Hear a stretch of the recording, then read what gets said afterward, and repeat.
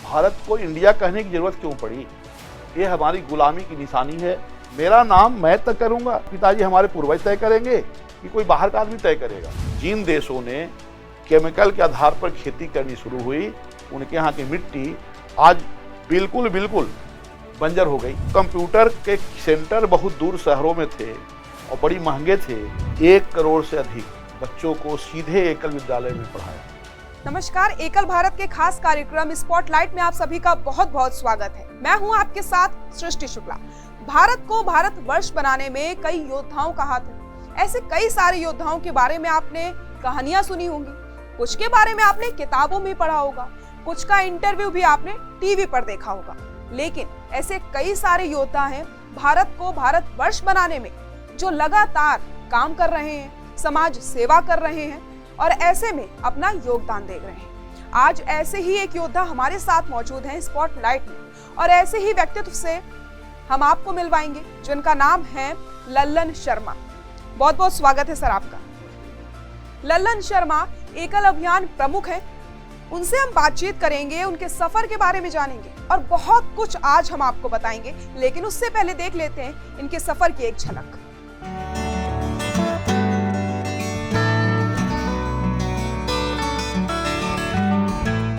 मन में शुभ संकल्प हो तो कोई भी लक्ष्य आसानी से प्राप्त किया जा सकता है। ऐसा ही संकल्प लेकर एकल अभियान प्रमुख डॉक्टर लल्लन कुमार शर्मा पिछले 33 वर्षों से समाज सेवा कर रहे हैं। बिहार के औरंगाबाद के एक साधारण से परिवार में जन्मे लल्लन शर्मा बचपन से ही होनहार थे। पढ़ाई लिखाई में रुचि होने के साथ साथ समाज सेवा की ओर भी बचपन से ही रुझान था और खेती किसानी से भी अलग प्रकार का लगाव था। घर की आर्थिक स्थिति सही नहीं होने के कारण पूरा बचपन संघर्ष में बीता। लेकिन अपने परिवार की तंगी हालत देख लल्लन शर्मा ने अपने साथ साथ समाज को ऊपर उठाने का प्रण लिया और अपने संकल्प को पूरा भी किया। माध्यमिक शिक्षा प्राप्त करने के बाद लल्लन शर्मा ने बिरसा कृषि विश्वविद्यालय रांची से फॉरेस्ट्री में MSc करने के बाद समाज सेवा के क्षेत्र में काम करने का फैसला लिया। डॉक्टर लल्लन कुमार शर्मा जन्मे तो बिहार में, लेकिन रांची उनकी कर्मभूमि रही। लल्लन शर्मा ने झारखंड के ग्रामीण आदिवासी इलाके के बच्चों के साथ साथ ग्रामीणों के उत्थान के लिए काम किया, जिन बच्चों के लिए शिक्षा मात्र एक सपना था, जिसके बारे में वहां के वनवासी बच्चों ने कभी नहीं सोचा था।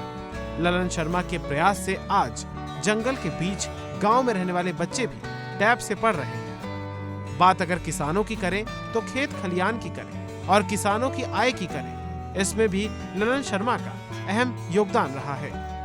ग्राम विकास के क्षेत्र में किसानों को जैविक खेती के लिए वो प्रोत्साहित कर रहे हैं। इसके साथ ही पोषण वाटिका के माध्यम से गांव में एनीमिया को दूर करने में बड़ी सफलता भी हासिल की है।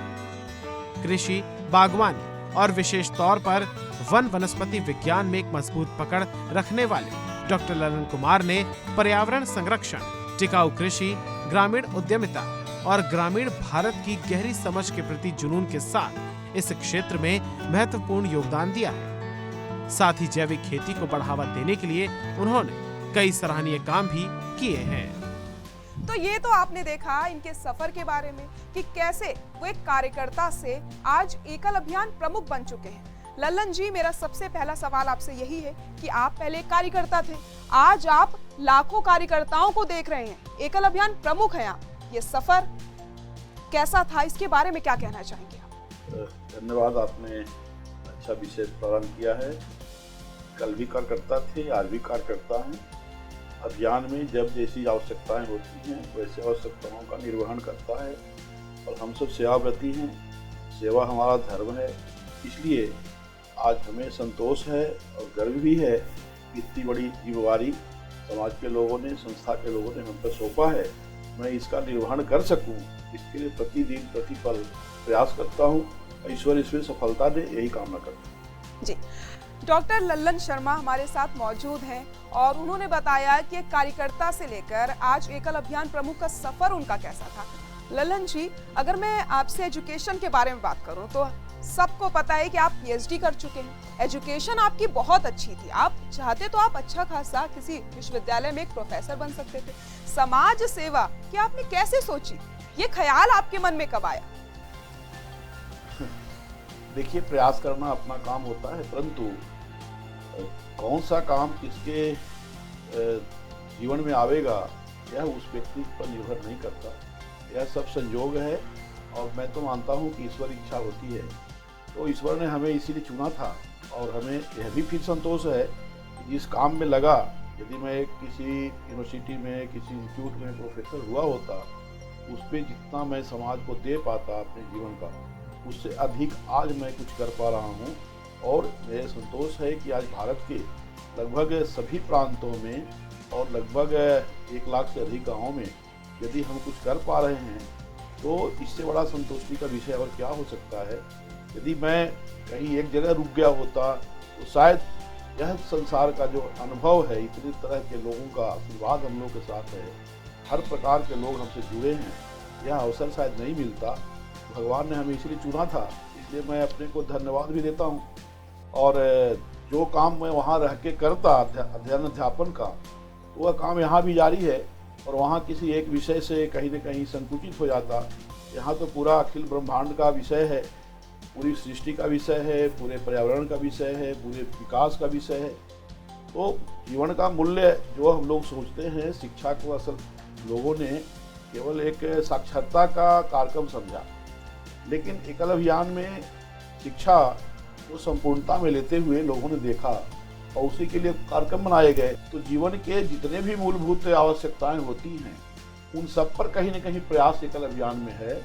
और उनके कारण से हम सब प्रतिदिन अपने को नवीन पाते हैं और हर चीज़ में कहीं न कहीं और भी अधिक से अधिक इन्वेंशन हो सके, अधिक से अधिक उसमें शोध हो सके, अधिक से अधिक कार्यक्रम हो सके, कैसे लोगों के स्वाभिमान में शिक्षा अपना जगह बना पाए, लोगों का स्वाभिमान शिक्षा के साथ जुड़े, यह विषय हम लोगों ने लिया एकल अभियान में, तो संतोष है। बिल्कुल ललन जी, अगर मैं बात करूं स्वाभिमान जागरण मंच की, तो स्वाभिमान जागरण मंच की किस तरीके से काम कर रहा है और ये सोच आपके दिमाग में कैसे आई, क्यों आपने इसे उठाया कि लोगों के स्वाभिमान के लिए काम करना क्यों आखिरकार एक सवाल खड़ा हो गया आपके मन में कि काम करना चाहिए? बहुत ही आज के समय में प्रासंगिक विषय है, ये सभी पढ़े लिखे लोगों के लिए आवश्यक है। मैं भी जब विद्यार्थी था तो दुनिया का एक विषय बड़ा बन गया है भारत में कि पढ़ाई का मतलब केवल नौकरी, पढ़ाई का मतलब गुलामी।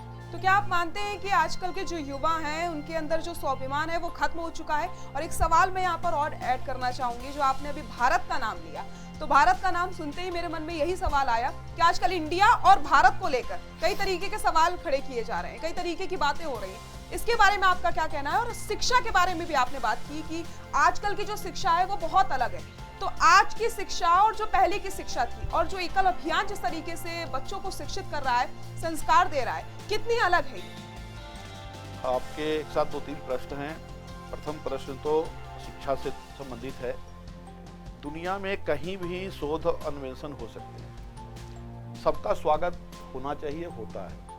हम भारतीय लोग भी अपने को आंख मूंद करके नहीं रह सकते। हम जब जिन चीज़ों में आगे थे, आज जहाँ जहाँ जिस चीज़ों का विकास हो रहा है, हमें भी उससे सीखना है। हम उसको सीख भी रहे हैं, अपने यहाँ लागू भी करते हैं। दूसरे पर ही डिपेंडेंट ना हो, हमारी अपनी स्वतंत्रता, हमारा अपना स्वाभिमान बनता है। इसके लिए स्वाभिमान जागरण की जरूरत थी। भारत को इंडिया कहने की जरूरत क्यों पड़ी?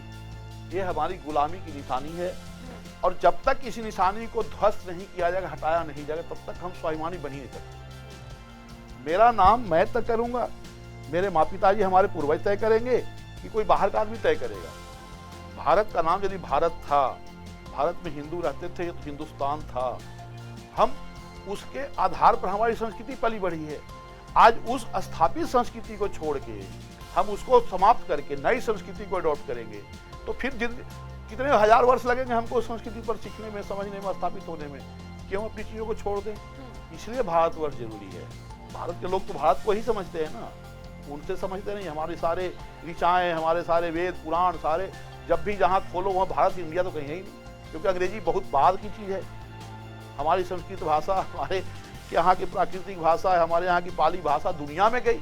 ललन जी, आप जहाँ से आते हैं, झारखंड से आप बिलोंग करते हैं, और झारखंड सबको पता है नक्सलवादी क्षेत्र है। वहाँ पर जब आपने काम शुरू किया, और अगर मैं बात करूँ छत्तीसगढ़ की, अगर मैं बात करूँ असम की, तो वहाँ पर जब एकल अभियान काम करता था, एकल विद्यालय चलाए जाते थे, कई तरीके के जो एकल ग्राम उत्थान है, उस हिसाब से जब काम किया जाता था, लोगों को शिक्षित किया जाता था, कितनी यहाँ पर परेशानियाँ आती थी, कितना चैलेंजिंग भरा था ये सब? बहुत अच्छा सवाल है आपका। जब भी समाज में अव्यवस्था फैलेगी, जब भी सोसाइटी में अनरेस्ट होगा, वह केवल झारखंड माओवादी क्षेत्र ही नहीं, आतंकवाद का क्षेत्र बहुत बड़ा जम्मू कश्मीर रहा है, पंजाब रहा है, इन क्षेत्रों में नॉर्थ ईस्ट रहा है, इन क्षेत्रों में भी बराबर की स्थिति यही होगी। विद्यालय सबसे ज्यादा प्रभावित होते हैं, विकास के कार्यक्रम जो चलते हैं गांव क्षेत्रों में वो बहुत प्रभावित होते हैं। समाज का अपना जो खुद का पैर पर चलकर आगे बढ़ने की पद्धति होती है वो प्रभावित होती है। तो समाज तो प्रभावित होता ही है, उसके बीच यदि आप कुछ काम करने जाएंगे तो उसका प्रभाव तो आप पर पड़ेगा।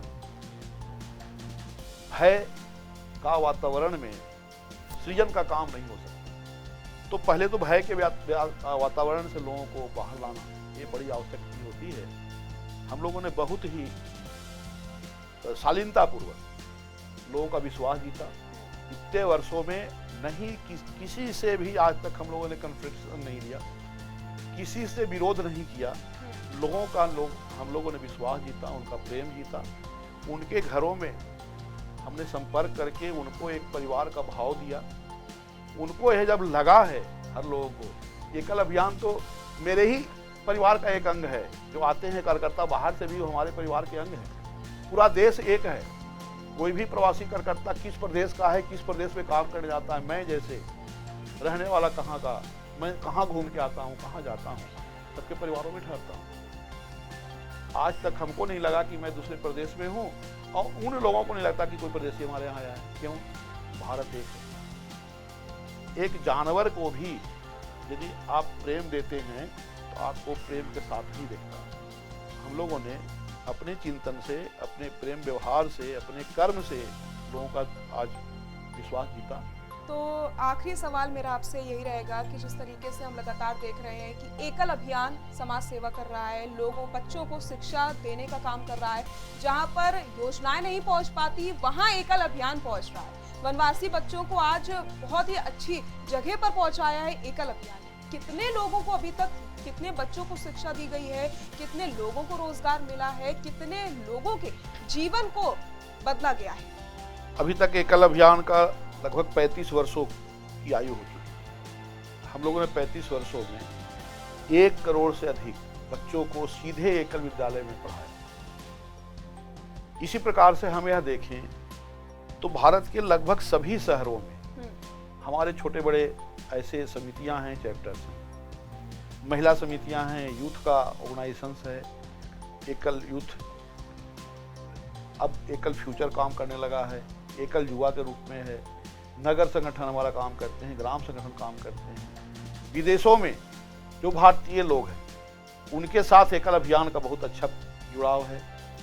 ऐसे 20 देशों में के लोग आज एकल से जुड़े हैं। अमेरिका में ऐसे 68 या 70 ऐसे नगरों में चैप्टर हैं।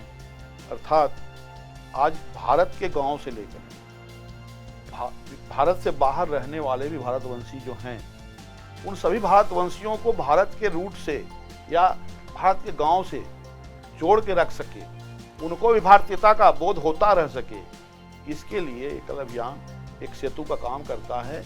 रोजगार की जहां तक आप पूछ रहे हैं, हम लोगों ने कृषि के क्षेत्र में इतना बड़ा काम किया है, इतने किसानों के साथ संपर्क है, वो भी यदि रोजगार है, पशुपालन यदि रोजगार है, जंगलों से जुड़े हुए लोगों का यदि जीवन यापन रोजगार से काम आता है, तो करोड़ों लोग ऐसे हैं जो रोजगार प्राप्त किए। एक समय ऐसा था, महिलाएं हमारे यहाँ पूर्ण रूप रोजगार से जुड़ी होती थी, उनके हाथ में उतना ही अच्छे हुनर होते थे, परंतु जैसे जैसे हम शहरीकरण की ओर गए, ग्लोबलाइजेशन की ओर गए, मॉडर्नाइजेशन की ओर गए और ब्रांडिंग की ओर ध्यान देना शुरू किए, बड़े कंपनियों के ही चीज़ें हमारे गांव में प्रवेश करने लगे, उसमें से हमें महिलाओं के लिए रोजगार निकाल लेते हैं। उन रोजगार में महिला सशक्तिकरण का काम बड़े पैमाने पर हुआ।